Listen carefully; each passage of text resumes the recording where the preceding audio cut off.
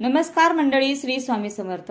नरक चतुर्दशी ज्याला रूप चौदस असेही म्हणतात, हा सण कार्तिक महिन्याच्या कृष्ण पक्षाच्या चतुर्दशी तिथीला साजरा केला जातो। नरक चतुर्दशीला छोटी दिवाळी असेही म्हणतात। या दिवशी घराच्या प्रमुख ठिकाणी दिवे लावावेत, कारण यामुळे घरात संपत्ती आणि समृद्धी येते। बघा, आपल्याला मुख्य गेटच्या बाहेर या ठिकाणी दिवे लावण्याची प्रथा खूप महत्त्वाची आहे। असे म्हटले जाते की नरक चतुर्दशीच्या संध्याकाळी घराच्या मुख्य प्रवेशद्वाराबाहेर दक्षिणेकडे तोंड करून 4 बाजू असलेला दिवा लावावा।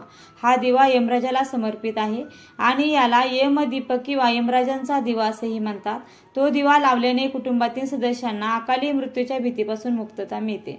हा दिवा तुम्हाला कणकेचा बनवायचा आहे। त्या कणकेमध्ये फक्त हळद घालायची आहे, मीठ घालायचं नाही, तेल घालायचं नाही आणि हा चौमुखी दिवा बनवून आपल्याला मुख्य प्रवेशद्वाराच्या बाहेर लावायचा आहे। त्या दिव्यामध्ये थोडेसे काळे तीळ देखील टाकायचे आहे। तसेच दिव्याला खाली तांदळाचं आसन देऊन हा दिवा प्रज्वलित करायचा आहे। तसेच दिव्याला हळदी कुंकू अक्षत अर्पण करायचे आहेत आणि हा दिवा आपल्याला संध्याकाळी 6 नंतर प्रज्वलित करायचा आहे।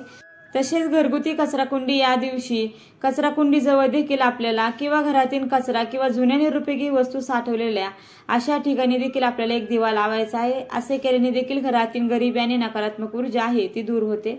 तसेच स्वयंपाकघर, आता स्वयंपाकघरात जिथे पाणी साठवलं जातं म्हणजेच किचन ओट्यावर, तर तिथे देखील आपल्याला एक दिवा लावायचा। तर असा दिवा लावल्याने देखील घरामध्ये भरपूर अन्न आणि संपत्तीची भरभराट होते। तुळशीचं रूप, आई तुळशीला देवी लक्ष्मीचं रूप मानलं जातं, म्हणून तुळशीच्या जवळ देखील आपल्याला दिवा लावायचा आहे। असे केल्याने देखील आई तुळशी आणि देवी लक्ष्मीचा आशीर्वाद अबाधित राहतात असं म्हटलं जातं आणि त्यामुळे घरात सुख, शांती आणि समृद्धी येते। तसेच पिंपळ किंवा बिल्व वृक्ष शक्य असल्यास नरक चतुर्दशीच्या रात्री पिंपळ किंवा बेल वृक्षाच्या खाली दिवा लावा। असे मानले जाते की यामुळे पूर्वज प्रसन्न होतात आणि आर्थिक समस्या देखील दूर होतात। दरवाजाची चौकट तुमच्या घराच्या दरवाजात दिवा लावा। हे देवी देवतांचे स्वागत करण्याचे प्रतीक आहे। असे केल्याने देखील तुमच्या जीवनामध्ये शुभता येते। तर अशा प्रकारे आपल्याला नरक चतुर्थीला दिवे लावायचे आहेत। तसेच या दिवशी समोती अमावस्या असल्याने देखील आपल्याला पितरांच्या नावाने देखील दक्षिणेकडे तोंड करून एक दिवा आवर्जून घराच्या बाहेर लावायचा आहे। त्या दिव्यात देखील आपल्याला काळे तीळ हे आवर्जून टाकायचे आहे। तर आज 20 तारखेला दुपारी 3:44 समोती अमावस्याला प्रारंभ होत असून प्रत्येक अमावस्या ही महत्त्वाची असते, पण या वेळेस ही सोमवारी आलेली आहे आणि म्हणून हिला सोमवती अमावस्या म्हणून ओळखलं जातं। आता ही सोमवती अमावस्या असल्यामुळे भगवान शंकरांची देखील या दिवशी आराधना करायची आहे। त्यासोबत काही उपाय देखील आपल्याला आवर्जून करायचे आहेत।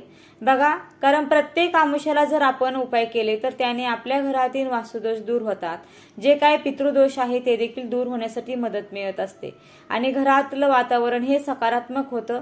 तर हा अनुभव तुम्हाला घ्यायचा असेल तर प्रत्येक अमावस्याला तुम्ही आवर्जून असे छोटे छोटे उपाय करून पहा। आता आजच्या व्हिडिओमध्ये आपण काही उपाय जाणून घेणार आहोत, ते देखील पहा। पण तत्पूर्वी अमावस्याला प्रारंभ कधी होणार आहे आणि समाप्ती कधी होणार आहे हे देखील आपण जाणून घेऊया। तर बघा, पंचांगानुसार 20 ऑक्टोबर रोजी दुपारी 3:44 अमावस्या ही सुरू होणार आहे आणि 21 ऑक्टोबर रोजी सायंकाळी 5:54 ही अमावस्या समाप्त होणार आहे। फार मोठे मोठे उपाय करण्यापेक्षा किंवा फार मोठ्या पूजा अर्चा करण्यापेक्षा जर आपण हे छोटे छोटे उपाय जरी केले तरीही त्याचा त्रास जो आहे तर तो कमी होण्यासाठी मदत मिळत असते। तर चला, दही भाताचे कुठले उपाय आहेत हे आपल्याला अमावस्याला करायचे आहेत तर ते देखील आपण पाहूया। आता उपाय कोणते करायचे हे जाणून घेण्यापूर्वी दही भातासाठी लागणारा जो भात आहे तो कशा पद्धतीने शिजवायचा हे देखील समजून घ्या। तर हा जो भात आपण उपायासाठी शिजवत असतो तो भात घेताना आपल्याला 1 मूठच तांदूळ घ्यायचे आहेत। म्हणजे तुमच्या मुठीमध्ये जेवढे तांदूळ बसणार आहेत तेवढेच तांदूळ तुम्हाला घ्यायचे आहेत आणि हा तांदूळ सलग डायरेक्ट तुम्हाला टाकायचा आहे। म्हणजे इतर वेळेस जसं आपण तांदूळ 2-4 पाण्याने धुवून घेतो तशा पद्धतीने हा तांदूळ आपल्याला धुवायचा नाही, डायरेक्ट तुम्हाला शिजवायला टाकायचा आहे। किंवा एखाद्या पाण्याने धुतला तर चालेल, काही हरकत नाही, पण डायरेक्ट आपल्याला अशाच पाण्यामध्ये म्हणजे डायरेक्ट आपल्याला शिजायला टाकायचा आहे। आता हा भात शिजवताना त्यामध्ये तूप, तेल, मीठ काहीही घालायचं नाही, फक्त पाण्यामध्ये तो भात आपल्याला शिजवून घ्यायचा आहे। आणि अशा पद्धतीने भात शिजवल्यानंतर एक अजून काळजी देखील घ्यायची आहे की हा भात फक्त उपायांसाठी शिजवायचा आहे। त्यामधला खाण्यासाठी आपण जो भात आहे तो बनवायचा नाही, त्यातला खाण्यासाठी वापरायचा नाही। तो हवा तर तुम्हाला बनवायचा असेल तर तुम्ही वेगळा भात तुम्ही बनवू शकता, यामध्ये तो भात बनवू नका, हा वेगळाच राहू द्या। आणि त्यानंतर आपल्याला जे दही घ्यायचं आहे ते तुम्ही गाईच्या दुधापासून बनवलेलं असू द्या किंवा म्हशीच्या दुधापासून असू द्या, कुठलेही दही चालणार आहे। यातला जो पहिला उपाय असणार आहे तो कशासाठी आहे तर आपल्या पितरांना शांती मिळवण्यासाठी आपल्याला हा उपाय करायचा आहे। बऱ्याचदा बघा आपल्याला पितृदोषामुळे अनेक अडचणींना सामोरं जावं लागत असतं की घरामध्ये संतान प्राप्ती होत नाही किंवा संतान प्राप्ती झाली तरी फार चिडचिड किंवा मग भयंकर त्रास आपल्याला त्या मुलांचा होत असतो। हे जी लक्षण आहे ती पितृदोषांची असतात किंवा कामामध्ये सतत अडथळे निर्माण होणे, एखादं काम हाती आलं तरी ते होता होता राहून जाणं असे बरेचदा घडत असतं। तर असं जर होत असेल तर नक्कीच आपल्याला पितृदोष आहे। आता हा जो पितृदोष आहे तो दूर करण्यासाठी जेणेकरून आपल्याला त्या त्रासापासून थोडीशी मुक्तता मिळेल तर त्यासाठी हा दहीभाताचा उपाय खूप उपयुक्त असा ठरणार आहे। जो दहीभात आहे तो एखाद्या केळीच्या पानावर किंवा एखाद्या पंत्रावळीवर द्रोणामध्ये किंवा अशी एखादी डिश ज्यामध्ये तुम्ही घरातील कोणतीही सदस्य त्यामध्ये जेवण करत नाही किंवा ती वापरात आणत नाही तर अशी एखादी डिश आपल्याला कायमस्वरूपी घरामध्ये राहून द्यायची आहे, जेणेकरून प्रत्येक आमुषाला आपल्याला हे उपाय करता येतील। आता हा जो भात आहे तो अशा पद्धतीने त्या प्लेटमध्ये ठेवायचा। शक्यतो प्लॅस्टिकच्या भांड्याचा वापर आपल्याला करायचा नाहीये, स्टीलचं भांडं घ्या किंवा सरळ पंत्रावळी घ्या। आता हा जो भात आहे तो तुम्हाला तुमच्या गच्चीवर, तुमची गच्ची असेल तर तुम्ही गच्चीवर नेऊन ठेवू शकता किंवा गॅलरी मध्ये ठेवला तरी देखील चालेल किंवा जमिनीवर तुमचं घर असेल तर त्या ठिकाणी तुम्ही ठेवला तरी देखील चालू शकतं। पण शक्यतो दक्षिण दिशा निवडण्याचा प्रयत्न करा आणि दक्षिण दिशा असेल तर खूप उत्तम, नसेल तर मग काही हरकत नाही, कुठेही ठेवा।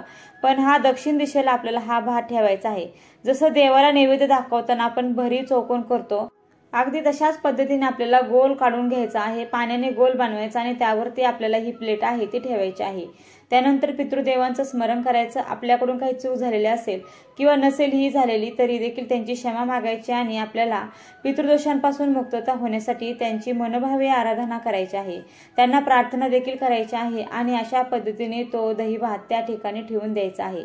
जर तुम्हाला शक्य असेल तर तुम्ही त्या ठिकाणी बसून देखील पितृस्तोत्र, पितृसूक्त देखील म्हणू शकता। आता पितरांच्या शांतीसाठी आपल्याला कावळ्यांसाठी देखील दहीभात ठेवायचा आहे। तो देखील तुम्ही गॅलरीमध्ये ठेवू शकता, गच्चीवर ठेवू शकता, तुमच्या अंगणामध्ये देखील ठेवू शकता। पण अशा पद्धतीने कावळ्यांसाठी दहीभात आवर्जून ठेवा। दररोज जर आपण कावळ्याला खायला दहीभात दिलं किंवा चपाती असू द्या किंवा दहीभात असू द्या किंवा साधा भात असू द्या, कुठलाही पदार्थ जर आपण घरी येऊन कावळा खात असेल तर नक्कीच आपल्या पितरांचा आशीर्वाद हा आपल्याला प्राप्त होत असतो। तर आपल्याकडून एक प्रकारे आपल्या पितरांची सेवा देखील घडत असते। पण दररोज जर शक्य होत नसेल तर अमावस्येच्या दिवशी तरी कमीत कमी आपण ही छोटीशी गोष्ट करायला हवी। आता त्या ठिकाणी समजा कावळे आले नाही तर फार टेन्शन घेण्याची गरज नाही, दुसरे पक्षी येऊन जरी तो पदार्थ आहे, तो भात आहे, तो खाल्ला तरी काही हरकत नाही। बघा हा उपाय तुम्हाला आज केला तरी चालेल, उद्या केला तरी चालेल। आता सोमवती अमावस्येला रस्त्यावरील काळ्या रंगाच्या कुत्र्याला म्हणजे श्वानाला म्हणजेच कुत्र्याला तेल लावलेली भाकरी आपण या दिवशी खाऊ घातली तर आपला केतू ग्रह शांत होतो आणि पितृदोष असतील तर तेही देखील निघून जातात। तर तुम्हाला काय करायचं आहे, या दिवशी संध्याकाळी किंवा दिवसभरात कधीही जोपर्यंत अमावस्याचा काळ आहे त्यावेळेत कधीही काळ्या रंगाच्या कुत्र्याला खास करून तुम्ही तेल लावलेली भाकरी किंवा चपाती खाऊ घालू शकता। आणि काळ्या रंगाचं कुत्र तुम्हाला समजा नाहीच मिळालं तर ज्या रंगाचं कुत्र असेल पण आपल्याला मेन म्हणजे कुत्र्याला तेल लावलेली भाकरी या दिवशी खाऊ घालायची असते आणि त्याला खूप महत्त्व देखील असतं। तुम्ही नक्कीच हे काम या दिवशी करू शकता। तसेच या दिवशी तुम्हाला शिवलिंगाला अभिषेक देखील करता येईल। तर शिवलिंगाला अभिषेक सुद्धा तुम्ही एक साध्या पाण्याने देखील करू शकता किंवा पाण्यामध्ये काळे तीळ मिसळून देखील तुम्हाला शिवलिंगाला अभिषेक करता येईल किंवा दुधामध्ये काळे तीळ मिसळून देखील आपल्याला शिवलिंगाला अभिषेक करता येईल। त्यानंतर पुन्हा शिवलिंग स्वच्छ धुवून तुम्ही तुमच्या देवघरामध्ये परत स्थापित करू शकता आणि या दिवशी तुम्ही शिवलिंगावर स्वाधा स्वाधा स्वाधा असं 7 वेळा म्हणत तांदळाचे दाणे वाहू शकता। त्याचबरोबर शिवलिंगाला चंदनाचे लेपन देखील करू शकता। चंदनाचे लेपन केल्यामुळे सुद्धा आपल्या संपूर्ण घराला शांती मिळते, पितृदोषापासून सुद्धा आपलं रक्षण होत असतं असं म्हटलं जातं। धार्मिक मान्यतेनुसार असंही देखील म्हटलं जातं की तुमचा महादेवावर जर भक्तिभाव असेल किंवा महादेवांवर तुमची श्रद्धा असेल तर तुम्ही हे काम नक्की करू शकता। अजून सांगायचं झालं तर ज्यांच्याकडे शिवलिंग नाहीये पण खंडेराव महाराजांचा टाक असेल तर त्यांनी टाकावर देखील अभिषेक केला तरी देखील चालेल। या दिवशी बेल भंडारा देखील वाहू शकता, बेल भंडारा देखील उधळू शकता। तुम्हाला या दिवशी तुमच्या घरातील सर्व व्यक्तींची नजर उतरवायची असेल तर तुम्ही मिठाने किंवा मोहरीने नजर उतरवू शकता आणि जे काही आपण नजर उतरवलेलं साहित्य असतं तर मग ती मोहरी असेल तर ती कचरा टाकून द्यायची आणि मीठ असेल तर ते पाण्यामध्ये सोडून द्यायचं। चौमुखी दिवा लावल्याने आपल्या कुटुंबाची चारही बाजूनी प्रगती जी आहे तर ती होत असते आणि आपल्या घरामध्ये जी काही अलक्ष्मी आहे, जी काही इडापिडा नकारात्मक ऊर्जा आहे तर ती देखील घरातून बाहेर जात असते। यामुळे आपल्या घराकडे लक्ष्मी जी आहे ती आकर्षित होते।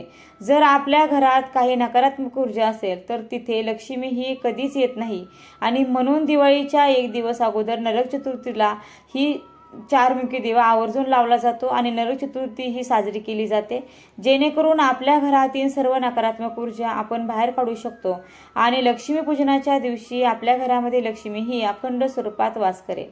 तर ही तुम्हाला माहिती कशी वाटली? माहिती आवडली असेल तर व्हिडिओला नक्की लाईक करा, शेअर करा आणि चॅनलला सबस्क्राईब करायला विसरू नका आणि व्हिडिओ शेवटपर्यंत पाहिल्याबद्दल अगदी मनापासून तुमची खूप खूप आभारी आहे।